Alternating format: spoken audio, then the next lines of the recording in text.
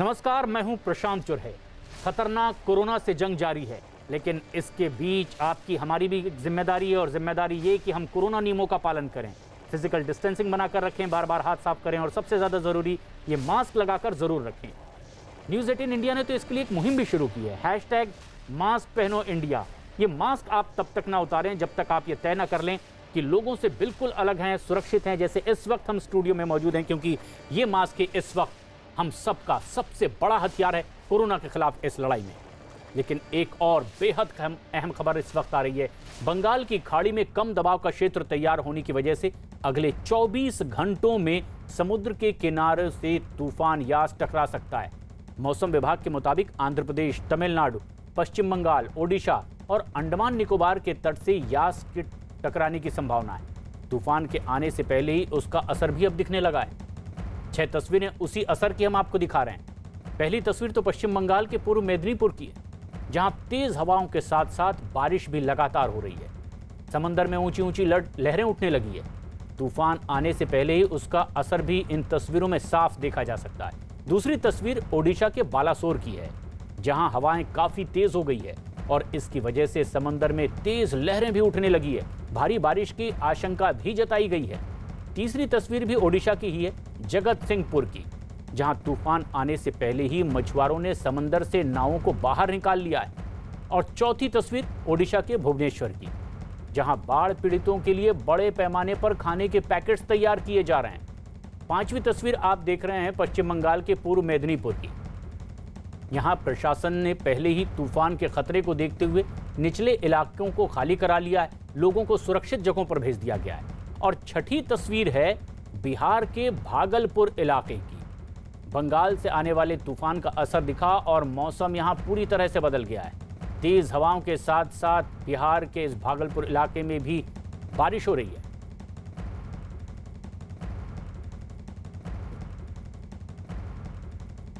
चक्रवाती तूफान यास कल सुबह तक ओडिशा के तट से टकरा सकता है और इससे निपटने के लिए पुख्ता तैयारी की गई है। यास से निपटने के लिए एनडीआरएफ की 109 टीमें प्रभावित राज्यों में तैनात है। पश्चिम बंगाल में एनडीआरएफ की 42 और ओडिशा में 44 टीमें तैनात कर दी गई हैं। इसके अलावा लोगों से समंदर से दूर रहने की भी नसीहत दी गई है और ओडिशा और बंगाल में कुछ जगहों पर तो बारिश भी अब लगातार हो रही है। पश्चिम बंगाल के पूर्व मेदिनीपुर के दीघा में यास तूफान के टकराने से पहले ही एनडीआरएफ की कई टीमें आसपास के 10 गांव के लोगों को सुरक्षित जगह पहुंचाने में जुटी हुई है। कई गांव में तो लोग घर छोड़ने के लिए ही तैयार नजर आए, जबकि जबरन पुलिस वालों की मदद से आखिरकार वहां उन्हें ले जाया गया। किस तरह से चल रहा है ये काम, हमारी सहयोगी आशिका सिंह बता रही है।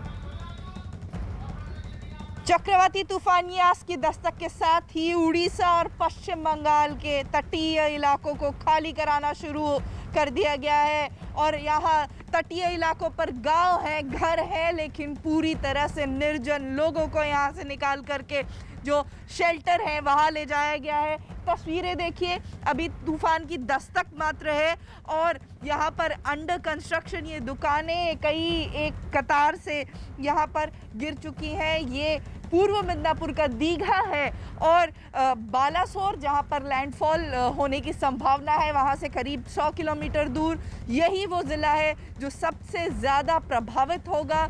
रुक रुक कर बारिश हो रही है, हवाओं की गति तेज़ हो रही है और समुद्र पूरी तरह से उफान पर है।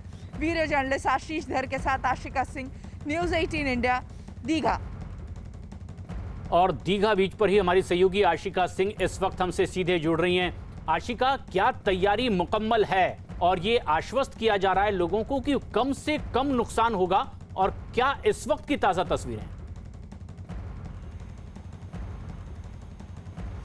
फिलहाल की तस्वीरें मैं यहाँ पर दिखाऊंगी प्रशांत आपको। समुद्र लगातार उफान पर है, बादल आपको नज़र आ रहे होंगे गिरते हुए।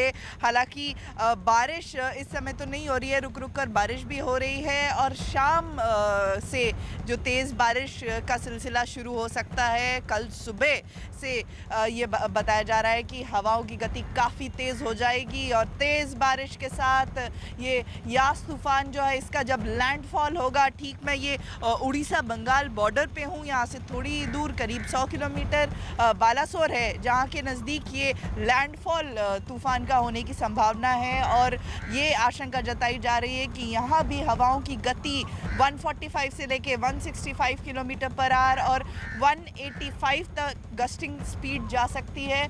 तो ये हालांकि राज्य सरकार पूरी तरह से तैयार है, कमर कस चुकी है, लेकिन फिर भी चिंता मुख्यमंत्री ममता बनर्जी की तरफ से बार बार जताई जा रही है और ये कहा जा रहा है कि अम्फन के जितना ही विनाशकारी ये तूफान भी हो सकता है। एनडीआरएफ की टीमें तैनात है, गांव-गांव में जाकर के लोगों से हालांकि घर खाली करने को कह रहे हैं। हालांकि उनकी ये भी कहना था कि लोग घरों को छोड़कर जाना नहीं चाहते हैं। प्रशांत, कई जगहों पर पुलिस की मदद से लोगों को घरों से निकालकर शेल्टर अब जो राहत और बचाव में लगे हुए हैं उन्हें ये दोहरी मुश्किल है, एक तो इस प्राकृतिक आपदा से भी और जो लोग मानने को तैयार नहीं है उन्हें भी समझाना हो रहा है। लेकिन बावजूद इसके पूरी तैयारी की जा रही है। यास तूफान का सबसे ज्यादा असर पश्चिम बंगाल के पूर्व मेदिनीपुर जिले पर पड़ेगा, जो कि ओडिशा की सीमा से लगा हुआ है। यहाँ पर समुद्र अभी से ही उफान मारता दिखाई दे रहा है। रात से ही रुक रुक कर इस इलाके में बारिश हो रही है। दिन में ये अब और बारिश शाम ढलते ढलते ज्यादा तेज हो जाने की भी आशंका जाहिर की गई है।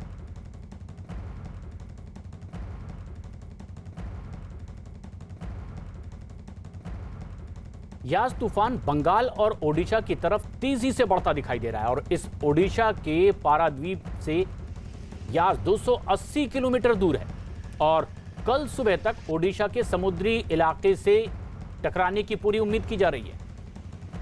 इस दौरान यहां पर 155 से लेकर 165 किलोमीटर प्रति घंटे की रफ्तार से हवाएं चलेंगी और सिर्फ ओडिशा ही नहीं बल्कि पश्चिम बंगाल, झारखंड, बिहार में भी यास तूफान की वजह से भारी बारिश की आशंका है। इसके अलावा असम, सिक्किम और मेघालय में भी बारिश का अलर्ट जारी कर दिया गया है। बातचीत करने के लिए इस वक्त हमारे साथ मौजूद है आईएमडी के डीजी डॉक्टर एम महापात्रा। उनसे बात करते हैं। सर, इस वक्त क्या स्थिति है इस साइक्लोन की? सीवियर साइक्लोन किस स्टेज में है? इस वक्त साइक्लोन यास कंसंट्रेटेड होकर एक सीवियर साइक्लोनिस्टिक रूप में केंद्रीभूत है। ये पारादीप से लगभग 280 किलोमीटर दूर पे अभी इसका केंद्र है और ये उत्तर उत्तर पश्चिम दिशा में गति कर रहा है। कल सुबह अर्ली मॉर्निंग पे उड़ीसा कोस्ट की धामरा पोर्ट के पास ये केंद्रीभूत होगा और इसके बाद भी इसका मूवमेंट रहेगा नॉर्थ नॉर्थ वेस्ट दिशा पे और कल मिड डे तक, नून तक ये उड़ीसा कोस्ट को धामरा और बालासोर के बीच में पार करेगा। तब इसका जो विंड स्पीड होगा वो है 155 to 165 और 185 kmph। ये विंड स्पीड आज रात से धीरे धीरे बढ़ेगा, जैसे डैमेजिंग विंड जिसको बोलते हैं, मिडनाइट की बात होगा और अर्ली मॉर्निंग में केंद्रापड़ा, जगतसिंहपुर, भद्रक डिस्ट्रिक्ट्स में ये विंड स्पीड 155 to 165 और 185 तक हो सकता है। ओडिशा में यास तूफान की वजह से लोगों को सुरक्षित जगहों पर पहुंचाने का काम तेजी से किया जा रहा है ताकि तूफान की चपेट में आने से जान का कोई नुकसान ना हो। और ये तस्वीरें भी आप देख रहे हैं, दो तस्वीरें केंद्रपाड़ा ओडिशा और भुवनेश्वर की तस्वीर है। पहली तस्वीर तो ओडिशा के केंद्रपाड़ा जिले के तलचुआ गांव की है, जहां पर पुलिस वाले 91 साल की महिला को सुरक्षित स्थान पर ले जा रहे हैं। और दूसरी तस्वीर है ओडिशा की राजधानी भुवनेश्वर की, जहां पर प्रशासन के लोग लाउड स्पीकर की मदद से लोगों को सुरक्षित जगहों पर ले जाने की अपील कर रहे हैं।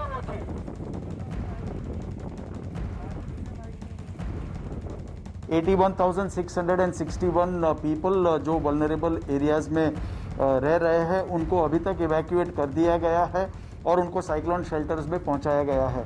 इसके अलावा ये इवैक्यूएशन ऑपरेशन को और एक्सपीडाइट आने वाले कुछ घंटों में किया जा रहा है और शाम तक ये इवैक्यूएशन ड्राइव को एज अ फर्स्ट प्रायोरिटी हम लोग फिनिश करने के प्लान में है।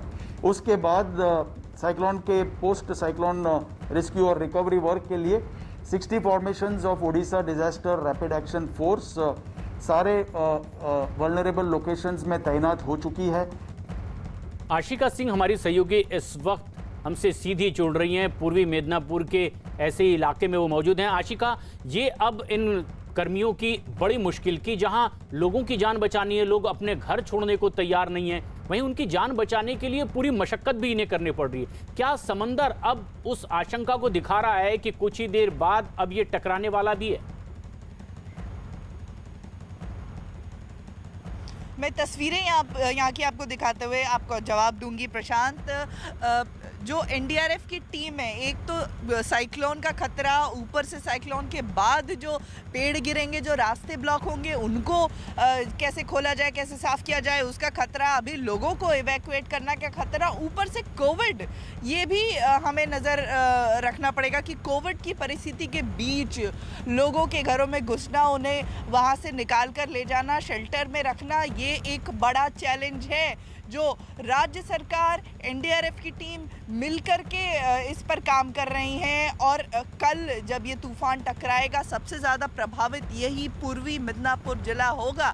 और उड़ीसा की जो सीमा है बिल्कुल यहाँ से लगी हुई है, पूर्वी मिदनापुर से, तो यहाँ जब लैंडफॉल होगा, यहाँ सबसे ज़्यादा असर होगा, जिसके मद्देनज़र सबसे ज़्यादा टीमें एनडीआरएफ की, करीब 7 टीमें इसी जिले में लगाई गई हैं प्रशांत। एनडीआरएफ की टीमें भी पूरी तरह से मुस्तैद है, लेकिन पश्चिम बंगाल के पूर्व मेदिनीपुर के मेचेदा रेलवे स्टेशन के पास ट्रेन की बोगियों को लोहे की मोटी मोटी जंजीरों से बांध दिया गया है ताकि यास तूफान की वजह से यहाँ खड़ी ये ट्रेनें कहीं और लुढ़क कर ना चली जाएं, डिब्बे पटरी से ना कहीं उतर जाएं, उन्हें कोई नुकसान ना पहुंचे।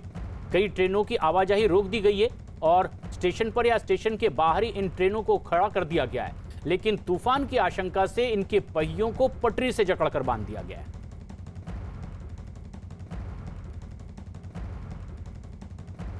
पश्चिम बंगाल के पूर्व मेदिनीपुर में यास तूफान को देखते हुए लोगों को अलर्ट कर दिया गया है। पूर्व मेदिनीपुर के कई इलाकों में बारिश भी लगातार हो रही है।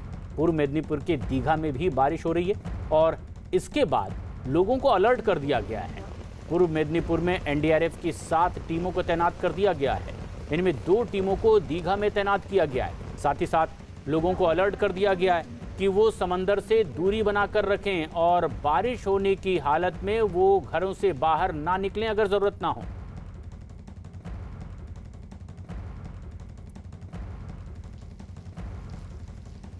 हमारी एनडीआरएफ की टोटल 5 टीम्स हैं यहाँ पे।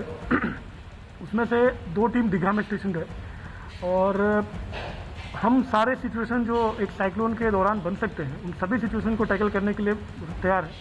अब जैसे हैवी रेनफॉल की वजह से हो सके कहीं पे वाटर लॉगिंग हो जाए जो निचली एरियाज़ हैं, तो वहाँ से बंदों को निकालने के लिए, सिविलियंस को निकालने के लिए हमारे पास इन्फ्लेटेबल बोट्स भी हैं। उसके अलावा अगर किसी को ऐसी ज़रूरत पड़े तो हमारे जितने रेस्क्यूअर्स हैं सभी ट्रेंड मेडिकल फर्स्ट रिस्पॉन्डर्स हैं। तो अगर किसी को बिफोर सेंडिंग टू हॉस्पिटल उनको किसी को पीएचडी की जरूरत है, प्री हॉस्पिटल ट्रीटमेंट की, तो वो भी हमारे रेस्क्यूअर्स उनको प्रोवाइड कर सकते हैं।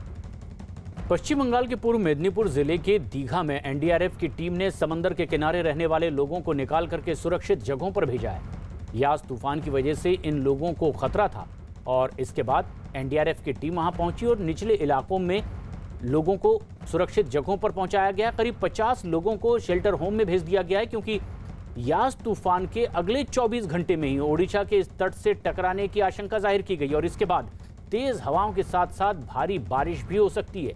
ऐसे में लोगों को सुरक्षित जगहों पर भेजा जा रहा है।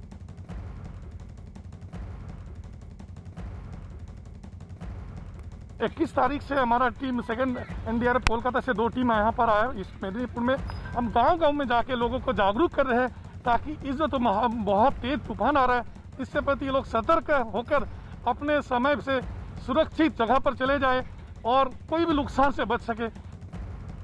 दीघा में समंदर के किनारे आशिका सिंह हमारी सहयोगी मौजूद हैं। आशिका, हमारी आवाज अगर आप तक पहुंच रही है, आप उस तरफ बढ़ रही हैं, लेकिन क्या ताजा तस्वीरें हैं? क्या समंदर कुछ ऐसा ही अब उफान मारता दिखाई दे रहा है कि कुछ समय बाद ही अब यास तूफान इसी समुद्री तट से टकराने वाला है?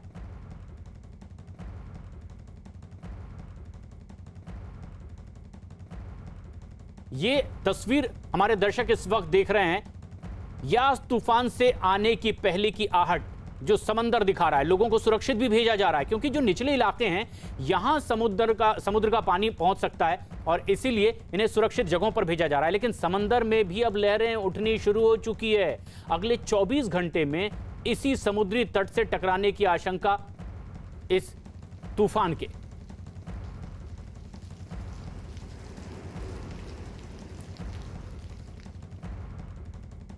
तूफान यास के खतरे को देखते हुए कोस्ट गार्ड भी अब पूरी तरह से मुस्तैद है। कोस्ट गार्ड के आईजी के.आर. सुरेश ने दावा किया है कि समुद्र के आसपास के इलाकों को अब पूरी तरह से खाली करा लिया गया है और लोगों को सुरक्षित जगहों पर भेज दिया गया है।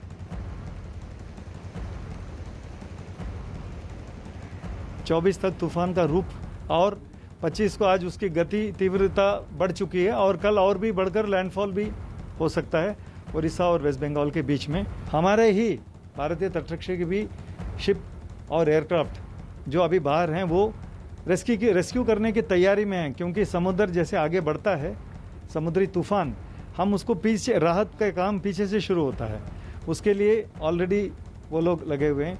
अंडमान निकोबार का जो द्वीप समूह है वहाँ पर भी हमारे हवाई जहाज़ और समुद्री जहाज़ तैनात हैं।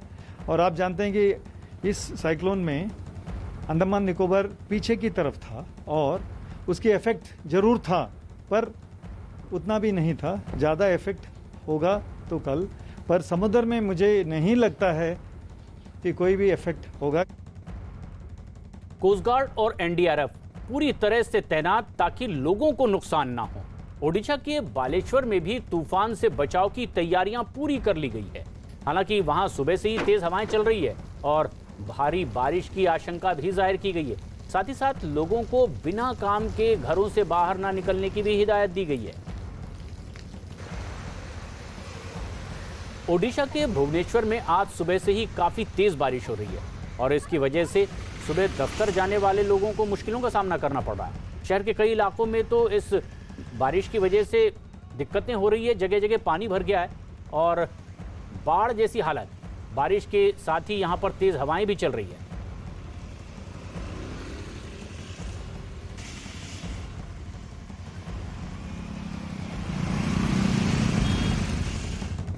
ओडिशा के भुवनेश्वर में बाढ़ पीड़ितों के लिए बड़े पैमाने पर खाने के पैकेट्स तैयार किए जा रहे हैं। साथ ही साथ निचले इलाकों से लोगों को सुरक्षित जगहों पर भी भेजा जा रहा है और समुद्री इलाकों में खास निगरानी भी बरती जा रही है। और ये तस्वीरें कि किस तरह की तैयारी है, जिन लोगों को समुद्री किनारों से दूसरी जगह सुरक्षित जगहों पर ले जाया जा रहा है उनके लिए खाने पीने का बंदोबस्त किया जा रहा है। खाने के पैकेट्स तैयार किए जा रहे हैं ताकि जितने दिन ये घरों से दूर रहें उन्हें समय पर खाना मिल सके। खाने पीने का दूसरा सामान, बिस्किट, दूध जैसी तमाम और खाद्य आपूर्ति वाली चीजों पर भी ध्यान दिया जा रहा है।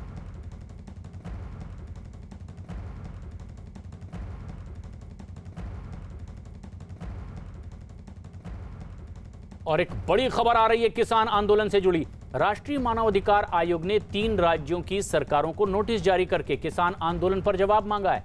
आयोग ने दिल्ली, हरियाणा और उत्तर प्रदेश की सरकारों से पूछा है कि क्या किसान आंदोलन की वजह से कोरोना का खतरा बढ़ा नहीं है। मानवाधिकार आयोग ने एक शिकायतकर्ता की अर्जी पर नोटिस भी जारी करते हुए तीनों राज्यों की सरकारों से 4 हफ्ते के भीतर जवाब मांगा है। आयोग ने पूछा है कि क्या किसान आंदोलन में कोरोना नियमों का पालन हो रहा है, क्या आंदोलन की वजह से किसानों और दूसरे नागरिकों की जान को खतरा नहीं है। शिकायतकर्ता के मुताबिक अब तक आंदोलन कर रहे 300 किसानों की अलग अलग वजह से मौत तक हो चुकी है। और ये एक बेहद अहम बात भी, जिस पर सियासी आरोप प्रत्यारोप हो रहे हैं, लेकिन अब मानवाधिकार आयोग ने भी सवाल खड़े करते हुए नोटिस भेजा है दिल्ली, हरियाणा और उत्तर प्रदेश सरकार को। एहतेशाम खान हमारे सहयोगी फोन लाइन पर मौजूद हैं। एहतेशाम, नोटिस में क्या जानने की कोशिश हुई है खासतौर पर इन राज्यों से?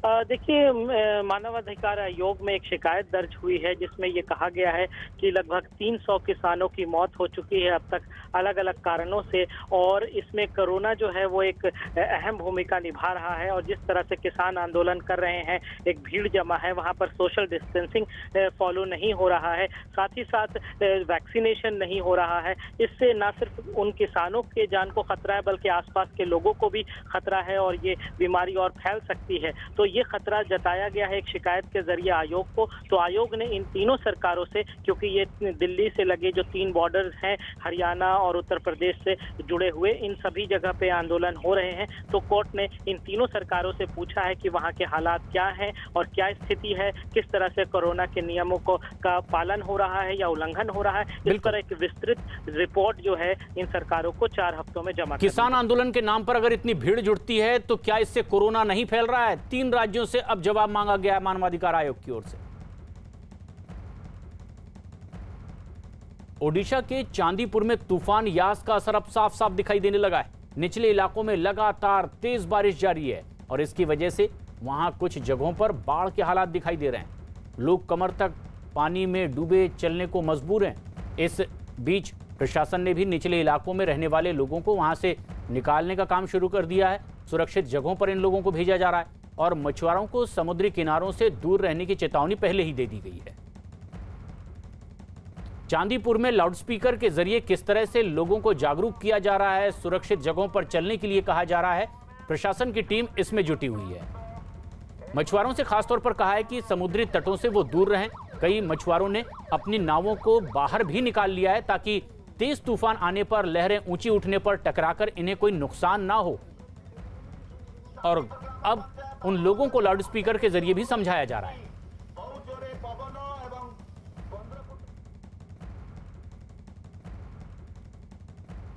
इधर एनडीआरएफ के डीजी सत्यनारायण प्रधान ने भी एक वीडियो ट्वीट किया है जिसमें उन्होंने तूफान यास से निपटने की तैयारियों में जुटी एनडीआरएफ की टीमों की तैयारी को दिखाया है, उनकी मशक्कत को दिखाया है। पश्चिम बंगाल और ओडिशा में भेजी गई इन टीमों की जानकारी के साथ साथ इस ट्वीट में वायुसेना को भी धन्यवाद दिया गया है। वायुसेना के विमानों के जरिए ही राहत और बचाव के काम करने वाली इन टीमों को उन जगहों पर पहुंचाया गया है।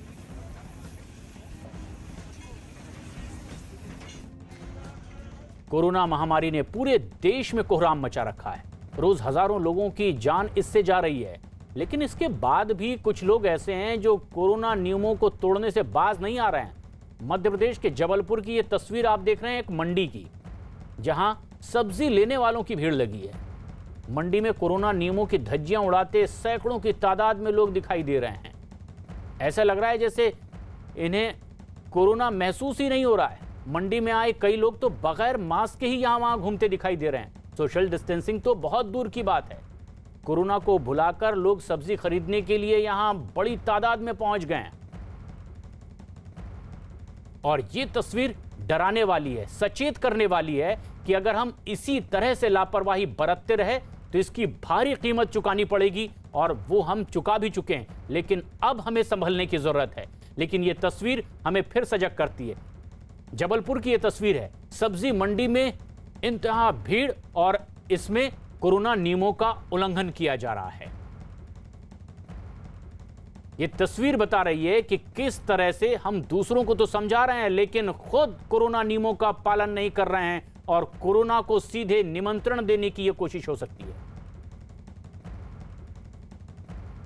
देश अब भी कोरोना की दूसरी लहर के कहर से जूझ रहा है।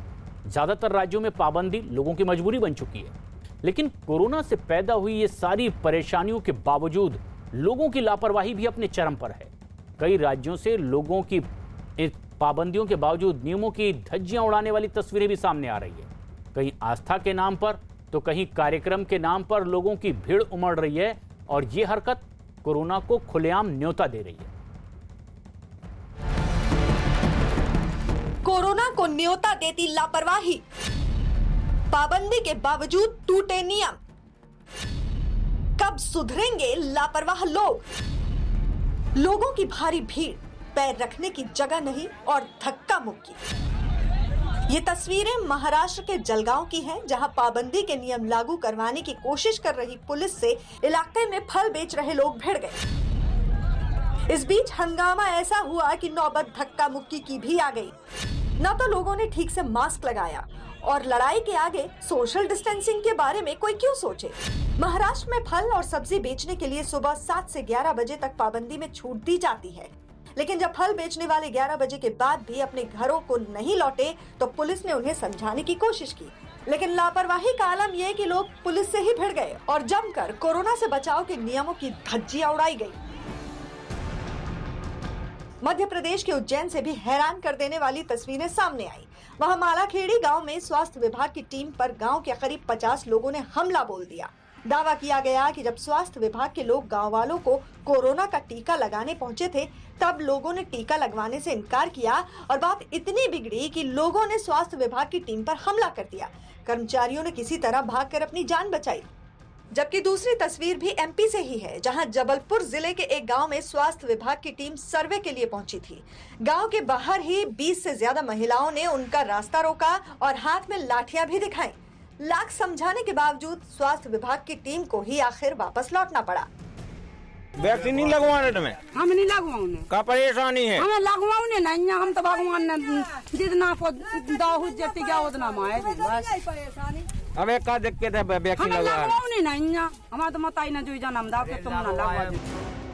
देश में कोरोना के कहर के बीच कोरोना से बचाव के सारे नियमों को मुंह चिढ़ाती ये 4 तस्वीरें गवाही देती हैं कि देश में कोरोना के हालात क्यों बिगड़े और अब तक काबू में क्यों नहीं आ रहे हैं। देश में कोरोना की दूसरी लहर ने जिस तरह कहर मचाया, उसके बाद तो हर किसी के जहन में खौफ पैदा हो गया है। लेकिन लगता है कि यूपी के मुरादाबाद के लोगों को कोरोना से बिल्कुल डर नहीं है। सड़क पर पुलिस वाला मौजूद है, लेकिन लोगों की भीड़ नियमों को खुलेआम तोड़ती नजर आ रही है। सड़क पर भीड़ लगी है, लेकिन ना पुलिस वाला कोई कदम उठा रहा है और ना ही लोगों को नियमों की फिक्र है। पुलिस लोगों के चालान भी काट रही है, लोगों के घरों से निकलने पर निगरानी भी कर रही है, लेकिन लोगों के घरों से बाहर निकलने की भी अपनी अपनी दलीलें हैं। मुरादाबाद में आंशिक कर्फ्यू और लॉकडाउन का कितना पालन हो रहा है इस वक्त मैं आपको दिखाऊंगा। मुरादाबाद का ये गलशहीद चौराहा है, जहाँ पुलिसकर्मी खड़े हैं, लोग भी गुजर रहे हैं। तो मुरादाबाद में अभी पुलिस कामयाब नहीं है लॉकडाउन का पालन कराने में। लोगों की लापरवाही की हदें पार करती तस्वीरें एमपी के सीधी से भी आई, जहां के बड़हौरा गांव में एक मंदिर में पूजा पाठ के लिए लोगों की भीड़ जुट गई। न ही चेहरे पर मास्क दिखा, न सोशल डिस्टेंसिंग दिखी। यहाँ छोटे बच्चे भी थे, जिनके लिए भी सावधानी नहीं बरती गई। आम लोग ही नहीं, जिम्मेदार लोग भी नियमों की धज्जियां उड़ाने में पीछे नहीं है। यूपी के हरदोई में नगर पालिका परिषद के अध्यक्ष और सदस्यों के शपथ ग्रहण समारोह में जमकर भीड़ लग गई। यहाँ एसडीएम समेत कई अधिकारी मौजूद थे, लेकिन लोग कोरोना को खुलेआम न्योता दे रहे थे। ये वो लोग हैं जिनकी जिम्मेदारी आम लोगों से कोरोना के नियमों का पालन करवाने की है, लेकिन इन्हें तो खुद ही अपना मास्क लगाने की जिम्मेदारी याद नहीं है। और तो और जश्न के आगे ये लोग सोशल डिस्टेंसिंग भी भूल गए। उधर झारखंड के गुमला में भी नियमों की धज्जियां उड़ाने की तस्वीरें दिखी, जहां प्रशासन के अधिकारी ही नियम तोड़ते दिखे। प्रशासन की तरफ से आंगनवाड़ी कार्यकर्ताओं को ऑक्सीमीटर बांटे गए, लेकिन ये आंगनवाड़ी कार्यकर्ताएं भीड़ लगाकर एक जगह जुट गईं, एक दूसरे से चिपकी दिखी और नियमों के पालन की किसी को फिक्र नहीं थी। देश के अलग अलग राज्यों में ये हाल तब है जब आज भी कोरोना के मरीजों की संख्या 2.25 लाख से ज्यादा है और कोरोना से मरने वालों की संख्या अब भी करीब 3,500 है। बीते 24 घंटे की ही बात करें तो देश में 1,96,000 नए मरीज सामने आए हैं, जबकि एक दिन में 3,511 मरीजों की मौत हो गई। हालांकि देश में पॉजिटिविटी रेट भी कम हो रहा है, जो अब 10% के नीचे आ गया है। लेकिन यही वो वक्त है जब कोरोना से बचाव के नियमों का और भी सख्ती से पालन करना जरूरी है। ऐसे में जरा सी लापरवाही भारी पड़ सकती है और हालात फिर बिगड़ सकते हैं। लोगों को ये समझना जरूरी है कि सावधानी बरतने और नियमों का पालन करने में ही समझदारी है। उत्तर प्रदेश के मुख्यमंत्री योगी आदित्यनाथ कोरोना के खिलाफ पूरी तरह से एक्शन में दिखाई दे रहे हैं। मुख्यमंत्री योगी आदित्यनाथ आज मिर्जापुर पहुंचे। यहां उन्होंने कलेक्ट्रेट परिसर में मौजूद integrated command and control centre का जायजा लिया। कंट्रोल रूम किस तरह से काम करता है, किस तरह से सूचनाएं यहां दी जा रही है, इसके बारे में अधिकारियों से जानकारी ली गई। और इसके बाद ब्लॉक लेवल अस्पताल में ऑक्सीजन प्लांट की भी शुरुआत की। इसके बाद योगी आदित्यनाथ ने विंध्यवासिनी मंदिर पहुंचकर पूजा अर्चना भी की। लेकिन यहां हालात का जायजा लेने के लिए पहुंचे थे मुख्यमंत्री योगी आदित्यनाथ। लेकिन सिर्फ मिर्जापुर का ही उनका दौरा नहीं, इसके बाद गोरखपुर भी जाने वाले हैं। लेकिन उत्तर प्रदेश के कई जिलों का वो लगातार एक के बाद एक दौरा कर रहे हैं और मकसद है कोरोना के खिलाफ इस जंग में प्रशासन की किस तरह से तैयारी है और क्या कुछ उसमें बेहतरी की गुंजाइश है। इन तमाम बातों की समीक्षा के लिए मुख्यमंत्री योगी आदित्यनाथ का उत्तर प्रदेश के अलग अलग जिलों में दौरा और उसी कड़ी में वो मिर्जापुर पहुंचे थे। उत्तर प्रदेश के बारे में कहा जाता था कि उत्तर प्रदेश में 25 अप्रैल से लेकर के 10 मई के बीच में 1 लाख पॉजिटिव केस प्रतिदिन आएंगे। उत्तर प्रदेश में एक्टिव केस की संख्या 30 लाख से ज्यादा हो जाएगी। लेकिन उत्तर प्रदेश में पूरी टीम ने कोविड प्रबंधन का एक बेहतर उदाहरण प्रस्तुत किया और इसके तहत टेस्ट एंड ट्रीट का जो फार्मूला आदरणीय प्रधानमंत्री जी ने देश को दिया था, हम लोगों ने उसको प्रभावी ढंग से लागू किया। 26 मई को किसानों के विरोध दिवस मनाने के ऐलान के बाद इस मुद्दे पर सियासत अब तेज हो गई है। इस विरोध दिवस के लिए किसानों को 12 विपक्षी दलों के साथ देते हुए अब सरकार पर भी निशाना साधा, तो वहीं बीजेपी ने विपक्षी दलों पर पलटवार तेज कर दिया है। इस बीच पंजाब सरकार के मंत्री नवजोत सिंह सिद्धू ने भी किसानों के समर्थन में पंजाब में अपने घर में काला झंडा फहराया। कोरोना संकट में किसानों का विरोध दिवस। किसानों के समर्थन में सिद्धू ने दिखाए काले झंडे। किसानों को विपक्षी दलों के समर्थन पर सियासी घमासान। पंजाब के पटियाला में कांग्रेस नेता नवजोत सिंह सिद्धू अपनी पत्नी नवजोत कौर सिद्धू के साथ अपने घर की छत पर काला झंडा लगाते नजर आए, तो वहीं अमृतसर में नवजोत सिंह सिद्धू की बेटी ने भी अपने घर के ऊपर काला झंडा तान दिया। सिद्धू का ये संकेत किसानों के 26 मई को होने वाले विरोध दिवस के समर्थन में है, जिसका ऐलान उन्होंने पहले ही ट्वीट के जरिए किया था। 26 मई को किसानों का विरोध दिवस। असल में हरियाणा के हिसार में सरकार से अपनी मांगे मनवाने के बाद किसानों के हौसले बुलंद थे और वो 26 मई के अपने विरोध दिवस के लिए पूरी तैयारी में जुट गए। किसानों का दावा है कि 26 मई को उनके आंदोलन के 6 महीने पूरे होने के मौके पर किसानों की भारी भीड़ जुटेगी और किसान अपनी मांगों के लिए प्रदर्शन करेंगे। किसानों का दावा है कि विरोध दिवस के दिन लोग अपने घरों और गाड़ियों में काले झंडे लगाकर विरोध प्रदर्शन करेंगे। यही नहीं, उन्होंने 31 मई को आंदोलन के लिए एक अहम बैठक करने का दावा भी किया। 26 मई यानी कल पूरे देश में किसान विरोध दिवस के तौर पर मनाने जा रहे हैं। इस वक्त मैं मौजूद हूं सिंघू बॉर्डर पर और ये जो टेंट है ये किसानों का ही टेंट है और पिछले 6 महीने से इसी तरीके से ये टेंट यहाँ पर बरकरार है और आप देख सकते हैं कि इसके जो छत है वो छत भी इस वक्त बांस काट कर यहाँ पर पुख्ता बना दिए गए हैं और यहाँ पर जो किसान हैं वो लगातार यहाँ पर 6 महीनों से डटे हुए हैं। तस्वीरों में यहाँ पर आप देख सकते हैं कि किस तरीके से किसान यहाँ पर पिछले 6 महीनों से डटे हुए। ये अपने घरों पे, अपने फार्म हाउस पे, गाड़ियों पे काला झंडा लहराना है और गवर्नमेंट का हर तरीके से विरोध करना है। और यहाँ भी बहुत से लोग आएंगे सिंघू टिकरी गाजीपुर बॉर्डर पे जो बाहर से अभी चले हुए हैं। किसान विरोध दिवस मनाने पर अड़ गए तो पंजाब और हरियाणा सरकार को कोरोना के और फैलने की चिंता सताने लगी, क्योंकि आंदोलन में शामिल होने वाले अधिकांश किसान पंजाब और हरियाणा से हैं, जो भीड़ में शामिल होकर वापस अपने गाँव को लौटेंगे। गांव में जब कोरोना का कहर तेजी से फैल रहा है, ऐसे में आंदोलन से हालात बिगड़ने की आशंका बनी हुई है, लेकिन किसानों की सोच इससे परे है। मास्क क्यों नहीं, क्या आपको डर नहीं लगता है? ये कोरोना के नाम से आप सब लोग हमें डरा रहे हो और कुछ नहीं है। ये सरकार के षड्यंत्र रचा गया ना कोरोना का, ये पूरे देश को ही पागल बनाने में लगे हुए। ना जी कोई कोरोना बिल्कुल खत्म है, वैसे बकवास कर रहे हैं। हमारे गांव है रिचौली, वहाँ कई आदमी मर गए, कहने लगे कोरोना से मरे हैं। कोई कोरोना वहाँ है टावर की गिरने के कारण एक्सीडेंट होकर मरे हो। हमारे जितने भी गांव बसे हैं बॉर्डर पर, इन घरों में किसी को भी कोई कोरोना नहीं। लेकिन एक बात बताओ यार, सरकार कोरोना के नाम से लोगों को डरा के लॉकडाउन करके लोगों को घरों में बंद कर, ये क्या लोगों को घरों में बंद करना? आंदोलन से कोरोना के फैलने की सरकार की चिंता के बीच हरियाणा सरकार की एक रिपोर्ट भी सामने आ गई, जिसमें दावा किया गया कि सिंघू बॉर्डर और टिकरी बॉर्डर पर चल रहे धरने में शामिल होने वाले किसानों के गांव में कोरोना तेजी से फैला है और इससे मौतों का आंकड़ा भी बढ़ गया है। इस रिपोर्ट में यह भी दावा किया गया कि सोनीपत के 13 गांव में एक महीने में 189 लोगों की मौत कोरोना से हो गई और इन सभी 13 गांव के किसान आंदोलन में शामिल रहे हैं, जबकि सिसाना, बरोदा, बुटाना और खानपुर गांव में भी एक महीने में 86 लोगों की मौत हो गई, जहां के किसान आंदोलन में शामिल हैं। जिंदगी की कीमत पर कोई आंदोलन नहीं किया जा सकता। कोई आंदोलन इंसान की जिंदगी से बड़ा नहीं है। 4 गुना हो रहे हैं, 6 से 22 हो रहे हैं, यानी लगभग 4.25 गुना हो रहे हैं। तो कोई कैसे मान ले कि ये कोरोना की वजह से नहीं हुई या इनका पार्टिसिपेशन का कोई फर्क नहीं पड़ा। ऐसे ही मैं कई गांव आपको गिन के दिखा देता हूँ। मुडलाना है, मुरथल है, बैसवाल है। अब बैसवाल का ले लेते हैं। बैसवाल में पिछले साल यहाँ से बैसवाल से 2 परिवार रेगुलर जाते हैं। पिछले साल 3 लोगों की मौत हुई थी, अब 18 लोगों की मौत हुई है, 6 गुना मौत हुई है।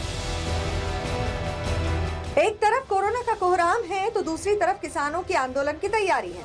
किसानों ने विरोध दिवस मनाने का फैसला किया तो 12 विपक्षी दलों ने उनका साथ भी दे दिया, जिस पर जारी सियासी घमासान अब और तेज हो गया है।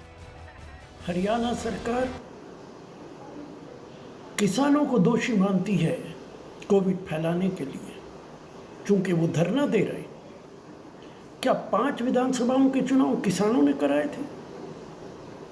क्या कुंभ का मेला किसानों ने कराया था? क्या उत्तर प्रदेश के पंचायतों के चुनाव किसानों ने कराए थे? हरियाणा सरकार और भारत सरकार, ये सरकारें किसान विरोधी सरकारें हैं। अपने गुनाहों को बचाने के लिए किसानों को दोषी मानती है। समाजवादी पार्टी ने किसानों के समर्थन में केंद्र सरकार पर निशाना साधने में देर नहीं की। समझ में नहीं आ रही कि सरकार किसानों से बात क्यों नहीं करना चाहती। इतना बुरा वक्त चल रहा है देश का, देश कोरोना काल से जूझ रहा है, लगातार किसानों की मौतें भी हो रही हैं, फिर भी सरकार किसानों से क्यों नहीं बात करना चाहती? बात करके समस्या का समाधान क्यों नहीं करना चाहती? क्यों नहीं सरकार ये 3 कानून जो सरकार ने बनाए हैं किसान के विरोध में वापस ले लीजिए? लेकिन सरकार क्यों जिद पे अड़ी हुई है, ये मेरी समझ में नहीं आता। सरकार जनता के लिए कि सरकार तानाशाही करने के लिए? उधर इसके जवाब में हरियाणा के गृह मंत्री अनिल विज विपक्षी दलों पर जमकर भड़के और उन्होंने दावा कर दिया कि विपक्षी दल किसानों के हितैषी नहीं है। मैं इन 12 विपक्षी पार्टियों से पूछना चाहता हूं कि आपने एक बार भी उनको वैक्सीनेशन करवाने के लिए कहा? एक बार भी उनको कोरोना का टेस्ट करवाने के लिए कहा? अगर ये उनके शुभचिंतक होते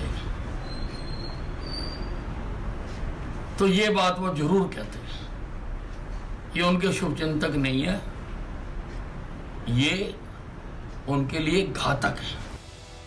असल में किसानों के समर्थन में 12 विपक्षी दलों ने 12 मई को मिलकर पीएम को एक खत लिखा था और कृषि सुधार कानूनों से जुड़े मुद्दे पर चर्चा फिर से शुरू करने की मांग की थी। लेकिन उनके ऐसा करने से किसान संगठनों के बीच मतभेद पैदा हो गए। एक गुट पीएम को चिट्ठी लिखे जाने से नाराज हो गया। हालांकि इस पर कोई बयान जारी नहीं किया गया, लेकिन किसान नेताओं ने इस मतभेद को आपसी मतभेद बताकर मुद्दे को शांत कर दिया। कई बार कोई मनमुटाव इतने बड़े इलेक्शन में, इतने बड़े एजिटेशन में, इतनी बड़ी गिनती में जो नलुकारियाँ कहीं ना कहीं कोई किसी न किसी कारण कोई बात हो जाती है, कोई ऐसी बात है। ऐसा तो नहीं सिरसा जी का अपना आंदोलन बिछड़ जाए, वो उनको मनाया जाएगा? हाँ जी, उनको मनाया जाएगा सिरसा जी, जो बात की जाएगी नेताओं से। हमारी बातें बहुत सी होती हैं, लेकिन हम बैठ के जो बातचीत होती है उसका समाधान निकाल लेते हैं। किसानों की कोशिश सरकार पर दबाव बनाकर चर्चा को फिर से शुरू करने की है, लेकिन जिस तरह से देश कोरोना के महासंकट से जंग लड़ रहा है, ऐसे में कोरोना से निपटना भी एक बड़ी चुनौती बना हुआ है। किसानों के आंदोलन में भीड़ जुटने से ये चुनौती और बड़ी हो सकती है। और एक बड़ी खबर इस वक्त की, पश्चिम बंगाल के नारदा स्टिंग मामले में सीबीआई को सुप्रीम कोर्ट से बड़ा झटका लगा है। सीबीआई ने सुप्रीम कोर्ट से अपना केस वापस ले लिया है, अपनी अर्जी वापस ले ली है। सीबीआई कोलकाता हाई कोर्ट में 5 जजों की बेंच में अब गुहार लगाएगी। दरअसल सीबीआई टीएमसी के 3 नेताओं और कोलकाता के पूर्व मेयर को हिरासत में लेकर पूछताछ करना चाहती थी, लेकिन कोलकाता हाई कोर्ट ने उन नेताओं के हाउस अरेस्ट रखने का आदेश दिया। हाई कोर्ट ने कहा कि नारदा घोटाले में यह आरोपी सीबीआई की निगरानी में रहेंगे और वहां उनसे पूछताछ हो सकती है। इस बीच सीबीआई सुप्रीम कोर्ट चली गई और हाई कोर्ट के आदेश पर रोक लगाने की मांग की और आरोपियों को अग्रिम जमानत न देने की अपील भी की, लेकिन सुप्रीम कोर्ट ने सीबीआई की इस अर्जी को मानने से इनकार कर दिया और उनके सामने विकल्प रखा कि सीबीआई अपनी इस अर्जी को या तो वापस ले ले या फिर इस याचिका पर सुनवाई करने के बाद हम उनकी अर्जी खारिज कर देंगे। सुप्रीम कोर्ट का ये रुख देखकर सीबीआई ने अपनी याचिका सुप्रीम कोर्ट से वापस ले ली है। एहतिशाम खान हमारे सहयोगी हमसे सीधे जुड़ रहे हैं फोन लाइन पर। एहतिशाम, क्या सुप्रीम कोर्ट ने कोई क्षेत्राधिकार को लेकर वापस हाई कोर्ट की ही बात को मानने की बात कही है देखिए, दो बातें हुई हैं इसमें। सुप्रीम कोर्ट ने एक तो ये कहा है कि जब 5 जजों का संविधान पीठ इस मामले की सुनवाई कोलकाता हाई कोर्ट में कर रहा है तो फिर ऐसे में सीबीआई को यहाँ सुप्रीम कोर्ट नहीं आना चाहिए था। दूसरी बात उन्होंने कही कि जो पूरी दलील है सीबीआई की वो ये है कि वहाँ के जो मुख्यमंत्री हैं और वहाँ के जो कानून मंत्री हैं वो एक कानून व्यवस्था खराब करने की कोशिश कर रहे हैं, प्रेशर बना रहे हैं सीबीआई पर या अदालत पर। तो कोर्ट का ये कहना था, सुप्रीम कोर्ट का, कि अगर कोई व्यक्ति चाहे वो कितना भी बड़ा हो, कोई भी मंत्री हो, अगर वो गलत काम करता है, कानून को तोड़ने की कोशिश करता है तो सीबीआई के पास इसका पूरा अख्तियार है कि उनके खिलाफ कार्रवाई करे, उनके खिलाफ मुकदमा दर्ज करे, जो सीबीआई को करना चाहिए था। लेकिन इसकी वजह से आरोपियों के अधिकार को नहीं छीना जा सकता। आरोपियों का पूरा अधिकार है कि वो अग्रिम जमानत दें और उसकी अर्जी उनकी अगर हाई कोर्ट में पेंडिंग है तो उसका इंतजार करना चाहिए। हाई कोर्ट में जब कोई फैसला आ जाता है तो फिर सुप्रीम कोर्ट में इस मामले की सुनवाई हो सकती है। तो ये रुख देखते हुए सीबीआई के वकील सॉलिसिटर जनरल तुषार मेहता ने ये बेहतर समझा कि इस याचिका को वो वापस ले लें और वापस लेकर अब वो अपनी सारी बातें हाईकोर्ट में जो मामला चल रहा है, जहां पेंडिंग है, वहां पे वो अपनी बात कहेंगे। और आखिरकार सीबीआई ने अपनी ये अर्जी सुप्रीम कोर्ट से वापस ले ली है।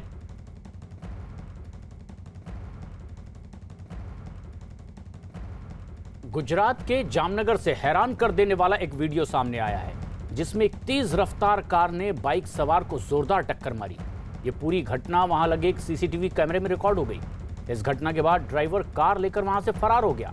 बाद में गंभीर रूप से घायल बाइक सवार को अस्पताल पहुंचाया गया, जहां उसका इस वक्त इलाज चल रहा है। खबर है कि जामनगर के बड़े कारोबारी की बेटी कार चला रही थी। जनक, हादसा कैमरे में भी रिकॉर्ड हुआ है, कार्रवाई क्या हुई है?